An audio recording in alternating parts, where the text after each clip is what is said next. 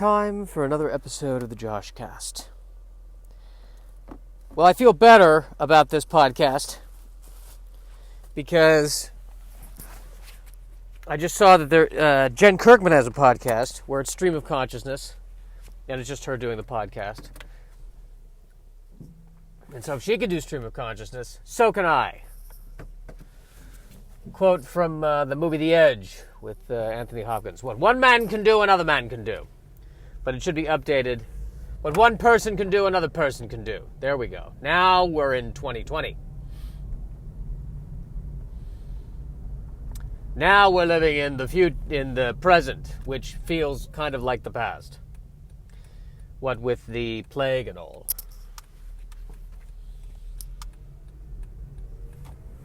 I would like the first part of this podcast to have this voice. Yes, it is in fact a podcast that is going to be Stream of Consciousness. And for some people, Stream of Consciousness means a free-flowing, creative waterfall of thought and feeling. Whereas for me, it translates to, he should have pre-written it. Okay. Thinking about, I'm writing, I want to go back to writing about my cousin who passed away, suicide. But I want to write, I want to find the humor in it. So I stopped that for a while. I was interrupted by a pandemic. Gotta tell you, pandemic and pansexual does not go together.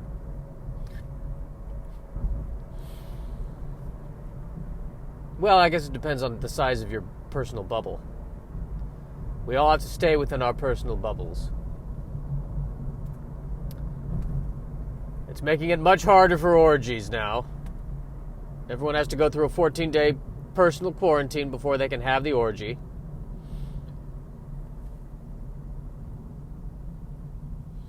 What if somebody was telling me fewer people are having babies? I think my mom told me that. Fewer people are having babies. Can't imagine why.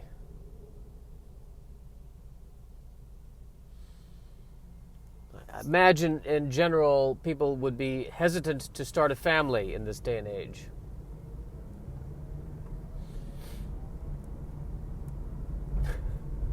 In fact, I'm almost...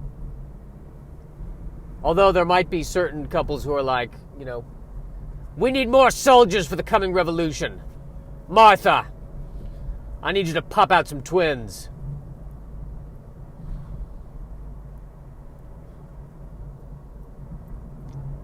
My children know how to use Gatling guns by the time they're 5 years old. Is that the right accent for that character? I think it is in my case. Like, I think the cheap way to go with that would have been, but my kids can shoot Gatling guns by the time they're 5 years old. But I like the idea of a survivalist in Montana who sounds like this.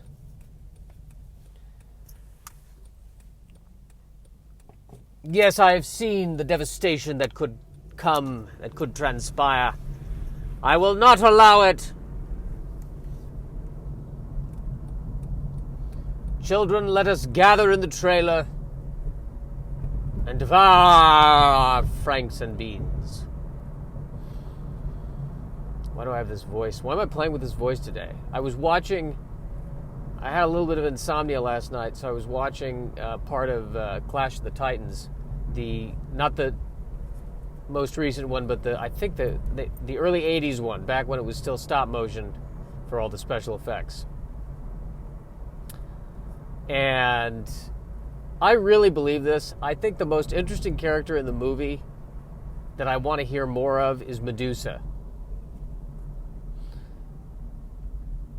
when anyone looks at Medusa, they turn into stone. So that's got to be, it's, you just can't look at her while you're having a conversation. But that's got to be, she's got to be quite would have a lot of interesting things to say. I noticed in this movie, she had the torso of a humanoid torso, and then the rest of her body was a giant snake. And she kind of was on all fours, but then, well, not all fours, I guess all threes. But then would be more erect when shooting a bow and arrow.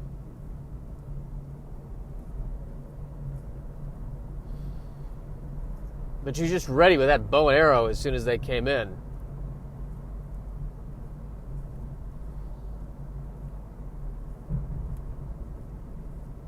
And looked very, very upset, but never talked. I wanted to hear her talk. Can I help you? Yes, I'm Medusa. I used to be beautiful, but then I slept with Poseidon and that pissed somebody off, so now I'm not beautiful. And that's how the gods handle it. I have snakes for hair. And that's a good news, bad news situation. The bad news is, I simply can't control it. The good news is, that maybe that's not really a good, there's no good news. It's all bad. It's all bad. The situation with me is all bad. Anyone I look at turns to stone, if they look at me.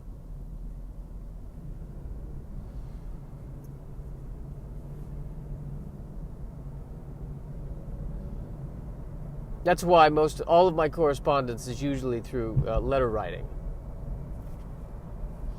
Like Medusa, up close, doesn't really talk, hisses a lot. But a letter from Medusa. Dear Barnes & Noble manager, my name is Medusa. I was very disheartened when I came into your store to discover that your self-help section did not include The Artist's Way by Julia Cameron. How could you not carry what I consider to be one of the best self-help books of the 20th and 21st centuries? Naturally, unlike most people, I can never get help when I go to a store, because everyone I look at turns to stone. So it's all the more critical that your layout is intuitive. And that simply is not the case. Aside from the fact that you don't have The Artist's Way by Julia Cameron, as I mentioned earlier in this letter, it was also exceedingly difficult to find the humor section.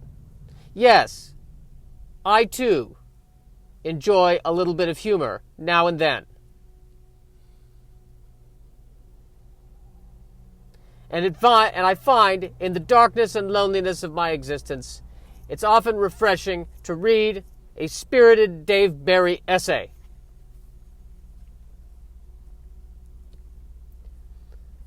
It took me nearly a half an hour to find the humor section. Do you know how many people I had to shoot with arrows? At least 5. Now, why, you ask, did I have to shoot people with arrows? Well, that's none of your concern. The customer is always right.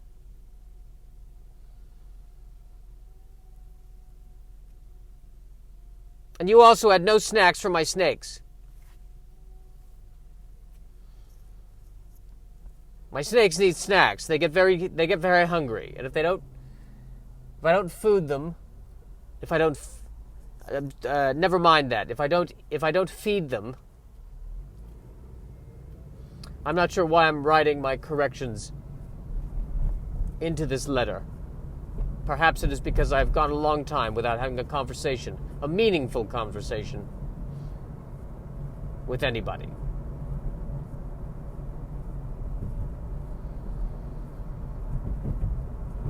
Let alone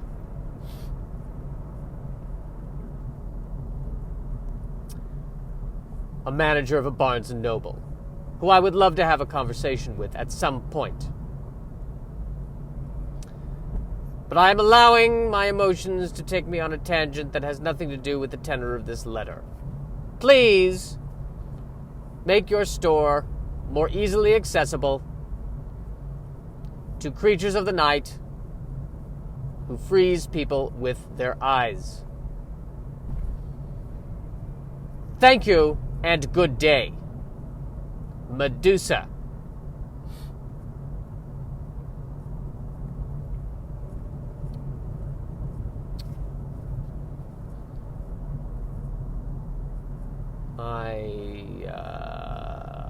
What else about me? What else is going on? What else is happening?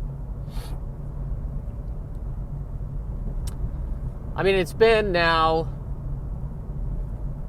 boy, I guess October is when he died, so,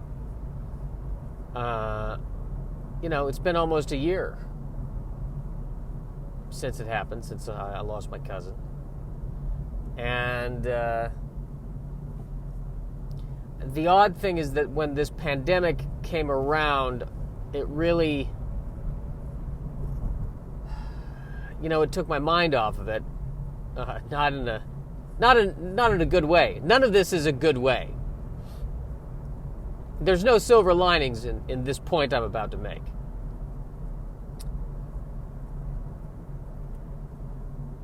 I mean, something's got to be so bad you don't have time to grieve anymore.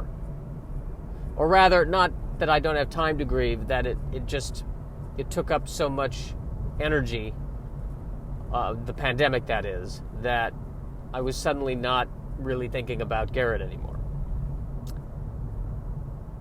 So maybe the pandemic has become such a normal part of life now, I can return to the pre-pandemic grief, sadness, and depression. So maybe there is a silver lining.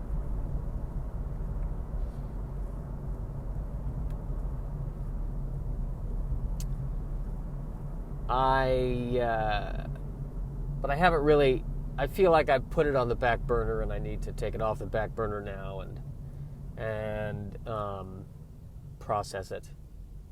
I don't even like the word process. What am I, a Pentium chip?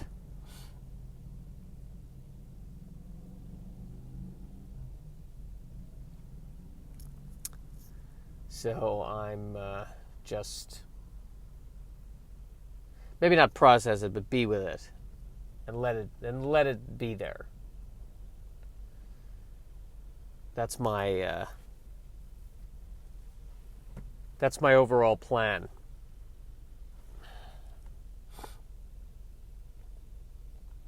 Though the best laid plans of mice and men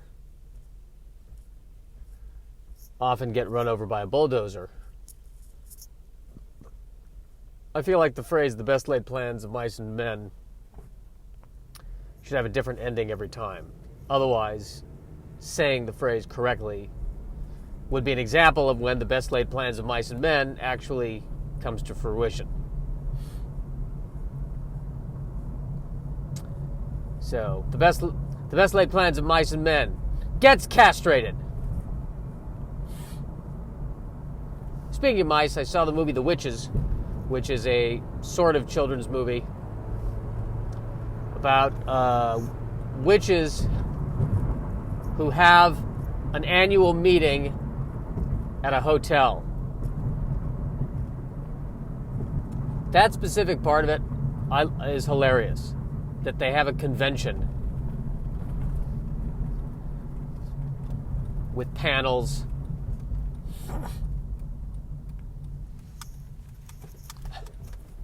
And there's a breakfast. That part of it, I love that notion of it. that somewhere there was a witch going, I need to make more badges! Why don't we have enough badges? Where's the Avery 6255 label? Ah, ah, ah, ah. All right. Well, we're done.